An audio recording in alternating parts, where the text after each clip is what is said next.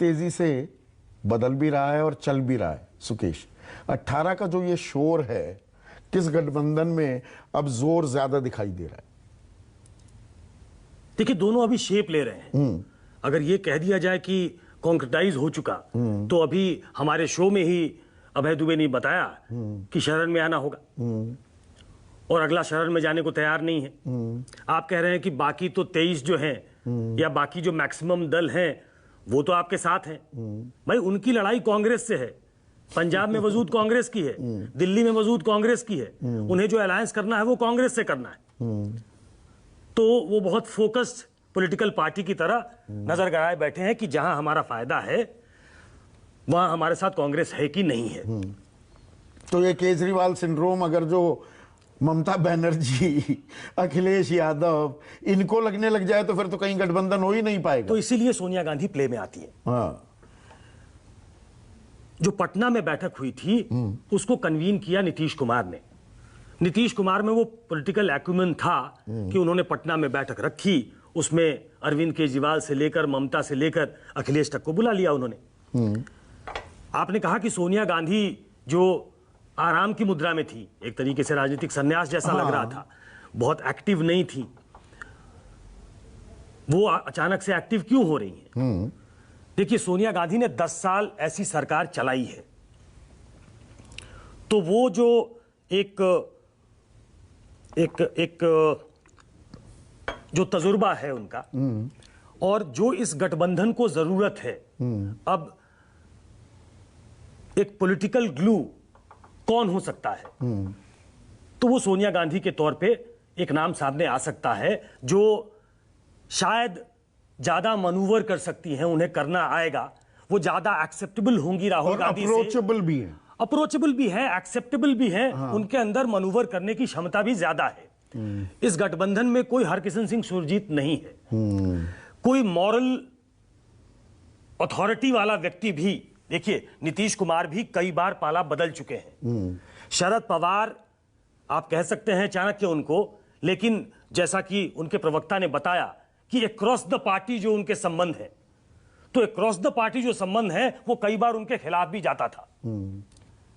अब इस बार जो टूट हुई है उसके बाद लोग कहेंगे वो कमजोर हुए हैं। मैं कहता हूं कि उनकी क्रेडिबिलिटी साथ बड़ी होगी कि वो अजीत पवार के साथ नहीं गए, उन्होंने दूसरी तरफ रहना मंजूर किया। विश्वसनीय चेहरा हो गए कि भरोसा। मुझे लगता है कि ये टूट उनको क्रेडिबल बनाती है। हाँ। टूट आपको आमतौर पे कमजोर करती है, लेकिन मुझे लगता है कि इस टूट ने शरद पवार को थोड़ी ज्यादा क्रेडिबिलिटी दी है। केजरीवाल का वहां होना बेंगलुरु में या ना होना कितना बड़ा पॉलिटिकल इवेंट होगा? देखिए, कांग्रेस को भी मालूम है कि ओवर्टली और कोवर्टली केजरीवाल बीजेपी के साथ नहीं जा सकते। वो कुछ मुद्दों पे समर्थन कर सकते हैं। उन्होंने जो अपना रुख अख्तियार किया है 370 से लेकर हिंदुवादी होने का, वो उनकी यूनिफॉर्म सिविल कोड पे, तो वो एक उनका पॉलिटिकल कन्वीनियंस है, उसके आधार पे वो चलते हैं। वैसे वो समर्थन कर दे सकते हैं, लेकिन सीधा सीधा पॉलिटिकल अंडरस्टैंडिंग उनकी बीजेपी से नहीं होगी, ये कांग्रेस को मालूम है, और इसीलिए वो बहुत ज्यादा समय अरविंद केजरीवाल में खपाएंगे। मुझे इसमें डाउट लगता है। अब दूसरे खेमे की बात करते हैं, दिल्ली में जो बैठक होगी।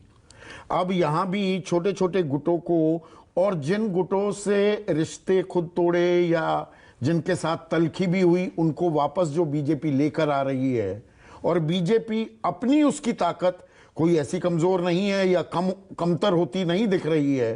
303 उनके पास सांसद पहले से ही हैं, तो ये गठबंधन धर्म का राग क्यों अलाप रही है? कई बार ओवर कॉन्फिडेंस आपको नुकसान पहुंचाता है, और एक जो शेप लेता हुआ दिखाई दे रहा है। देखिए, 2014 2019 अगर ये दोनों चुनाव आप लें तो उसमें विपक्ष कहीं पिक्चर में दिखता नहीं था। एक साथ आने की बात तो छोड़ दीजिए, यहां बैठकों की शुरुआत हो जाना, कुछ बड़े दलों का वहां रहना, कुछ धुरंधरों का एक साथ वहां बैठना। देखिए, पॉलिटिकल अर्थमेटिक और केमिस्ट्री इन दोनों में हमेशा फर्क करके देखिए। हाँ। लेकिन एक साथ बैठकर 24 की रणनीति बनाना, ये एक पॉलिटिकल नैरेटिव देता है कि सारे दल एक साथ आ रहे हैं। नरेंद्र मोदी एक मैच्योर पॉलिटिकल खिलाड़ी हैं। उन्हें मालूम है कि अगर गठबंधन के इसमें हम कमजोर दिखे नंबर्स में, तो शायद ये मैसेज जाएगा कि मोदी अकेला है, मोदी के गठबंधन के सहयोगी नहीं है, और स्टेट्स की लड़ाई में कई बार आप मात खा जा सकते हैं, इसलिए उसको मैचअप करने की कोशिश है। और नहीं तो ऑर्गेनाइजर का वो संपादकीय है कि अकेले मोदी का जादू और हिंदुत्व के सहारे आप जीत नहीं पाएंगे। ये ऑर्गेनाइजर ने बाद में लिखा होगा, ये आत्मसात मुझे लगता है बीजेपी ने पहले किया है, और इसीलिए आप देखेंगे कि ये ऑर्गेनाइजर का जो लेख आया है उसके पहले ही सिंधे वाला काम हो चुका था। तो बिना रेवड़ी तो कोई आता नहीं है। ये मंत्रिमंडल विस्तार की खबरें, अटकलों का बाजार पिछले 10 दिन से जो आप जिस रेवड़ी की बात कर रहे हैं, हाँ। 3 दिन पहले प्रधानमंत्री जिस एनसीपी को नेचुरली करप्ट पार्टी कहते हैं, जिस पे 70,000 करोड़ के गबन का आरोप लगाते हैं, उसके एक फैक्शन को अगर वो अपने साथ मिलाने में के लिए हामी भर देते हैं, उनको डिप्टी सीएम बना देते हैं, इसको रेवड़ी ही कहते हैं।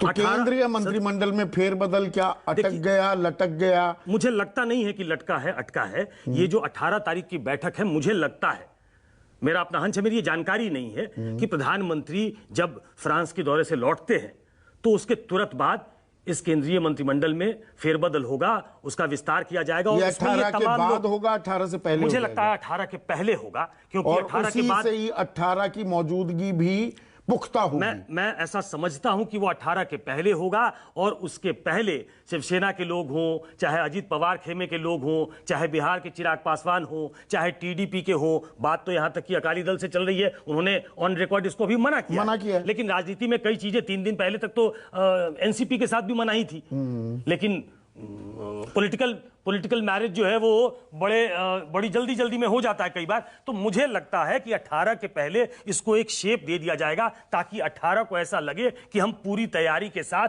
एक तरफ बेंगलुरु में अगर लोग हैं तो हम भी गठबंधन के सहयोगियों के साथ एक साथ बैठे। तो